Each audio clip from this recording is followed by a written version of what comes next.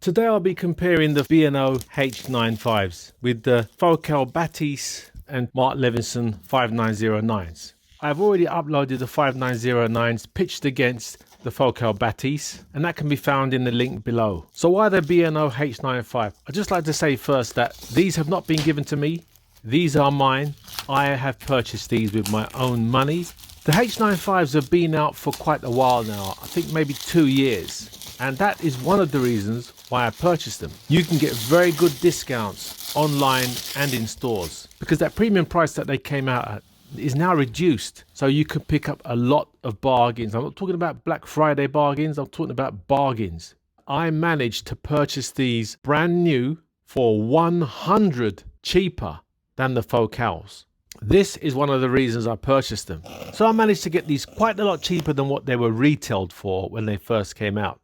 The H95 could be considered as an old headphone now, especially when you pitch it against the Focal, which have only been out for a short while. When I created the upload, the Mark Levinsons versus the Focals, there was a lot of discussion regarding the box. The box that the H95s have come in is even smaller than the Focals box. Packaging is getting very efficient and very compact. So what will we expect inside? Opening the box, that case that is in front of me, it is luxury. Looking at it, you might just think, okay, but no, the feel, the weight of this box, the solidity of this box, it is exceptional. This case scores highly. I know it's a rigid, solid case, but nonetheless, this is a quality case. Opening it up, the headphones in there, straight away, look at the way these are folded, so compact. A lot more compact than the 5909s and a lot more compact than the Focals. Removing the headphones from the case, everything you're touching is cold. This is all aluminium and you can smell the leather. I don't think there's a micron of plastic here. I haven't even listened to these headphones yet and I'm still being told these are premium and everything to the touch is premium. Let's get to those in a minute. Now looking underneath where the box sat, you have a case that I think it has all the instructions and whatever in there, maybe instructions on getting the app, and you have a cleaning cloth with B&O written on it. Now little touches like that, you're constantly being told, we know how much you spent. That is why we're giving you this. Even if you don't use it, looking around the headphones, feeling all of that cold metal, metal buttons, everything is metal. This is a premium product. I'm not gushing over these headphones. They are doing the gushing. This is what you expect at this price. I can see it has an extremely similar headband to the 5909s, which is this alloy that slides in and out the headband. There's a small compartment at the back of the case that has a lid. Even the weight of that lid, but even down to that, the feel and the way it works. Again, those little bits of attention to detail and looking inside, revealing the cables. Again, you can see extra detail here. They've even inscribed B&O at the terminals. These are wrapped in leather with that clip. You can smell the leather. Things like this, as I said before, these are appreciated when you spent this kind of money. This product is always telling you it is premium. You even get the airline adapter, but here also you do not get a 1/4 inch adapter. Unfolding the ear cups and getting these headphones on your head, the first thing I notice is when I put the 5909s on my head, they're bigger than what I need them and I need to retract them up a bit just to get them nice and snug. With the Focals, same. I have to retract the ear cups back into the headband to get them to fit. With these, whoa, I'm on my limits and I'm thinking, how am I going to fit these on my head? I usually have a lot more room to play with when I put headphones on my head before I need to adjust them to get them the exact fit. These are very snug. If you've got a big head, you will definitely need to demo these before you purchase these because the limits with the headband and the ear cups are reached a lot sooner than the Focals. The second issue with these on your head, these ear cups, I would say they're semi over ear on ear, or they are maneuver over ear. they're not a definite over-ear headphone with my ears. My ears fit fine in the focals. The focal has the biggest ear cup or padded area around your ear. Then when I put on the 5909s, it is smaller, but they still go over your ear, and all of the leather sits definitely on your head. When it comes to these, they could actually be sitting on my ears, which I'm surprised at. And even if you look at the depth in the ear cups, from the leather to maybe where the driver is or to where the fabric is, the focals are the deepest. When it comes to the 5909s, they're also deep, and you can comfortably have space between your ear and the fabric before the driver. With these, there's not that much room. If you look, the leather is a lot flatter than the leather on the 5909s and the focals. Saying that, once I've actually got the H95s on my head, they are very snug and they're not uncomfortable. It's just so different putting these on to the focals. Look at this. The leather comes off. This is the way they come off, the magnet holding them on, what you've got in your hand, how it feels, how it smells, the leather. This is class. This oozes luxury. Everything you do with these headphones, you're constantly being told, these are special. If you want a luxury item, you've definitely got it here. The way they snap clamp back on is, these will never fall off. You definitely have to put a bit of tug on these. Everything is perfect. The operation of these headphones. Wow. You've got these dials on the left ear cup and the right ear cup. One of them does volume. You put your fingers on it and you rotate it. Now, how can you beat adjustment like that? And the other ear cup, you put your fingers on the dial, all that knurling, and you rotate it to dial in your noise. Now, how can you beat that? That operation, so slick. This is quality. Your fingers again are on metal. This is such a solid and quality feel. On one of the ear cups on the flat surface, brush your finger from front to rear or from rear to front to skip forward track or to skip back. This is quality. And on the other ear cup, you tap the center to pause. Must admit, not all the time it was catching it, but this is what I like about the 5909s with the on-ear detection. If you need to stop the music, let's say for example, I've listened to podcasts and I've got the on-ear detection. If I need to take my headphones off, I take them off, it pauses, and whatever I need to be doing, I can do. And then when I pop them back on my head again and press play, I'm resuming where I left off. You do not need to touch anything to pause. But when it comes to, I've noticed with the Bathys, they're always on. You have to remember to turn them off. If I've got the Bathys on my head, and let's say, for example, I'm commuting. This is what happened. I'm commuting. I needed to listen to an announcement.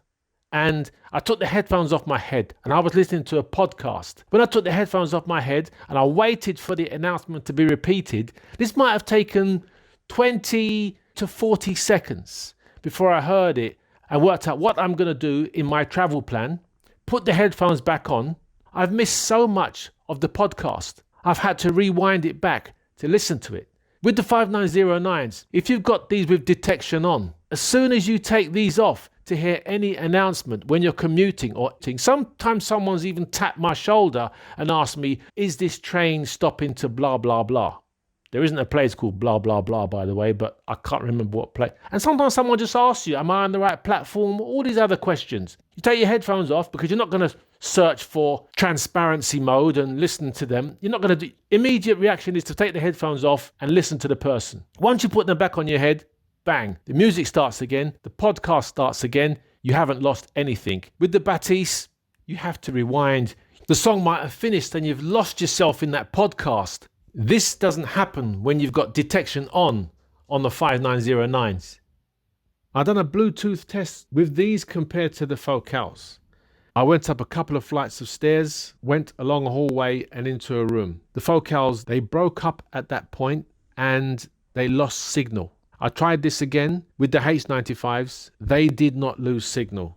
I could actually walk further. So I walked further up another flight and then turned round and faced a wall. They started to break up as I was walking up towards the top of that other flight of stairs, and it was all echoing and all these funny noises, like when your signal's breaking up on a phone and sometimes it sounds all metallic or robotic. And then I stood still and then that connection was lost. I tried the same with the Mark Levinson 5909s. Up as far as I went with the H95s. Signal broke up about 3 or 4 times and I thought it was going to go. It was going and then it sort of snapped back, and then I stood still in the same place as I stood still when I had the H95s on, and connection was still there. So when it comes to Bluetooth connections, the 5909s still are the ones to beat here. They just happen to grab hold of a signal for longer and more securely. I just have to explain that I'm going to be totally and completely random here. I will be going backwards and forwards, talking about one idea, then another idea, whatever crops into my head. There's no script. Maybe a script would be a good idea, but forget the script. Random, off the cuff, here we go.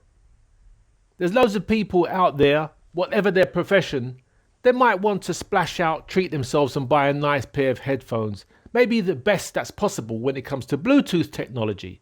So they're going to be purchasing these. This is just my account of all of the headphones. I hope it helps. If it doesn't, I'm sorry. But if it does, you're welcome. I'm not loyal to any brand.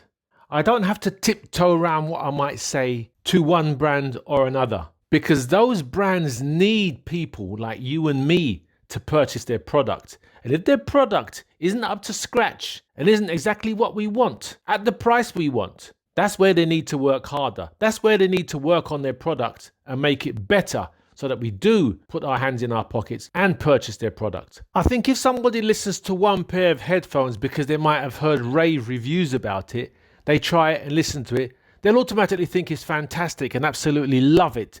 The problem is when you listen to lots of headphones at once. And I don't mean listening to headphones in a store for 15, 20 minutes, half an hour. I think it's different if you purchase a pair of headphones, because you can do so much more with the headphones. And when it comes to purchasing something, you're actually using your own money. And the decision is totally different to just going into a store or borrowing or just having them for a short period of time and giving them back. Living with headphones is the real test. Somebody's going to purchase their headphones due to their comfort, because they have to be comfortable. People will also buy headphones due to looks. Ideally, I wanted to compare these to similar priced wired headphones that were good. But these are the most expensive headphones I have. Crazy. The most expensive headphones I have are Bluetooth. It's good, definitely good, but let's not forget, Bluetooth noise cancellation headphones, or just Bluetooth headphones, they are a compromise. Everybody is going to have a different idea of what is good, what they like the sound of.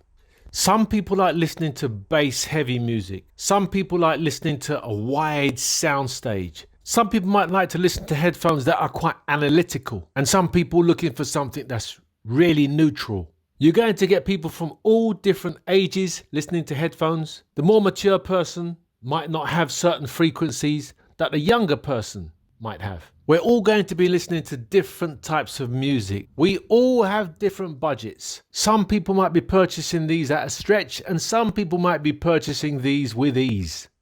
Now that I've got that out of the way, you must understand that these are headphones for listening on the go. That is the primary idea behind the design of these headphones, is to be used using Bluetooth. They have the capability of being used wired, but ultimately wireless, using Bluetooth. The reason I say this is because if you look at all of these headphone manufacturers' websites, you will see somebody listening to music or somebody with the headphones on, and they will not have wires attached. All of these headphones sound different, from the DT 1990s to the B&Os to the Bathys to the Mark Levinsons. If I'm going to buy a pair of headphones, I will test it and see what it sounds like. But I want it to be neutral. I know you can put pads on to make them sound different, just like the DT1990s. You can make them sound more analytical by just changing the pads, and many headphones by just changing the pads. What I wanted to do was I wanted to really know what was good. And if you just listen to the Mark Levinsons, these are my favorites here because they are. I love the way they sound. I love so much about the Mark Levinsons, although I have the Bathys. The Mark Levinsons, they are my commuting partners. I bring them all of the time when I want to listen to music. I really would love to bring one of the other headphones, but I just can't. I know I'll be wasting a commute. I wanted to know how all of these headphones perform, so I thought, right, I need to know what is good. So what I decided to do was, I decided to listen to my DT 1990s to get a reference of what is good when it comes to headphone performance. So I listened to a few tracks, got a rough idea where I was, and then I studied one track in particular and I thought, right, I know where I am. Listening to the Mark Levinson 5909s first, as they're my favorite, I can tell how they're going to sound. And let me just tell you first, when I listened to the DT 1990s on a certain track, I actually heard the harmonies of a vocalist that I never heard on any of my Bluetooth headphones. I could actually hear the notes on strings in certain songs that I couldn't really make out. I just listened to the music and thought, right, that sounds nice. So it was very refreshing listening to the DT 1990s and how they perform. They were totally immaculate. I know they're very analytical and they're not headphones that you would normally listen to music on, but I needed them as a reference and a guide to see where I am. I also noticed that the bass on the DT 1990s was perfect, just where I wanted. I listen to a lot of music that's got quite a bit of bass in it. Hip hop, house, garage, R&B, neo soul, things like that. All of these genres of music have quite a dominant bass. The Mark Levinsons had more bass than the DT 1990s, and I thought, that's just too much bass. I don't need a lot of bass. I don't want to be listening to something analytical, but it was a bit too bassy for me. You could tell that when it come to the bass, there was a boosted performance. And with detail, it was obviously nowhere near the detail of the DT 1990s, but very good.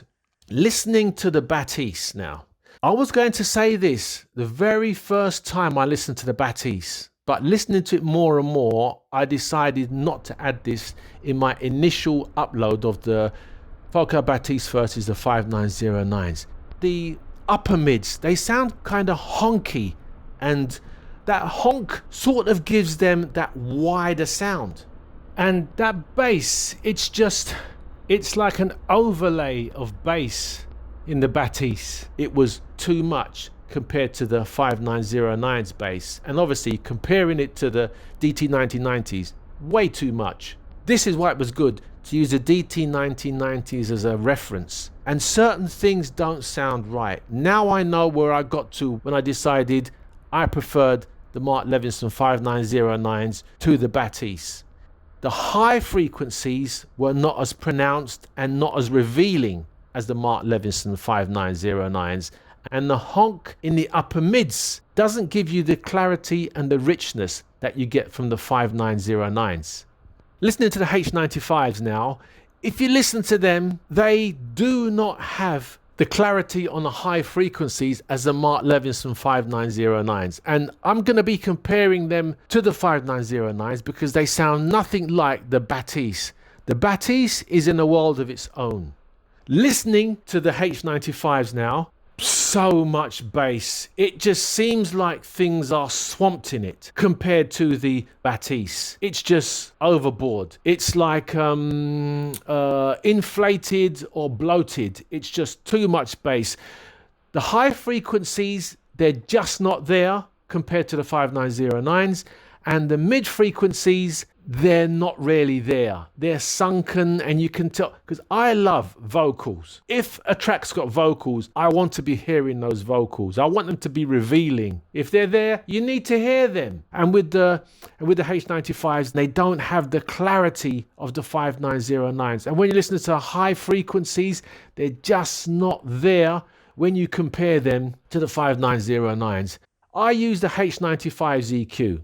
The B&O Sonic EQ, and in this EQ you can move around this ball in this circle, and you can move it in a certain area if you wish to increase. Let's say I want to move away from all that bass and try and move it to more high frequencies or treble. You can move it there, and it's very difficult to fathom where you want to get it to increase something and decrease something. It doesn't seem to work as easy as you wish it could. I think it's best left alone.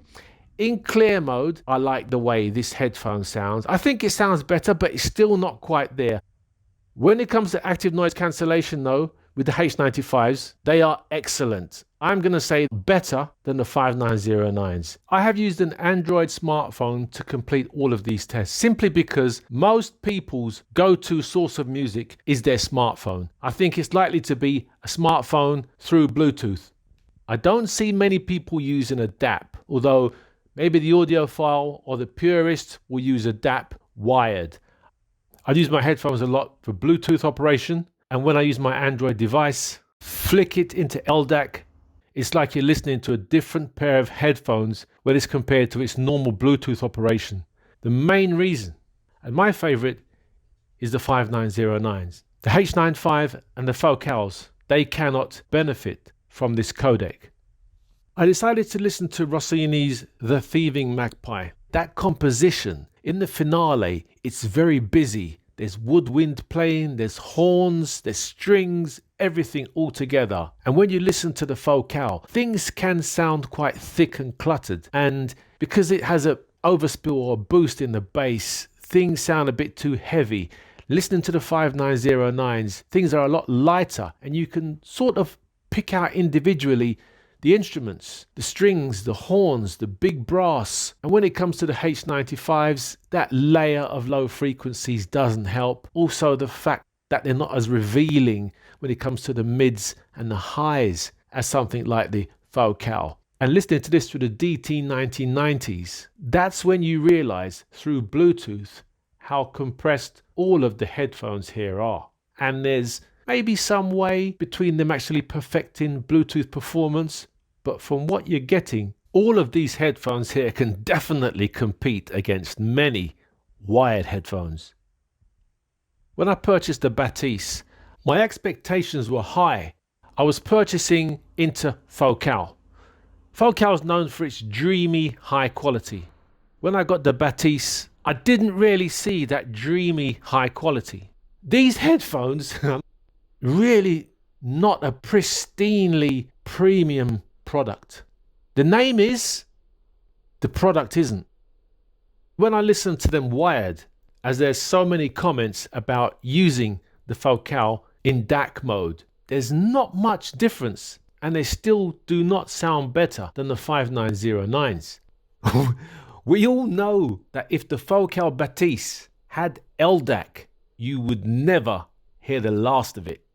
It makes such a noticeable difference to everything you hear, every genre. If you're using them for gaming, you want to listen to film scores, you name it, the difference is immediately obvious. LDAC is a winner.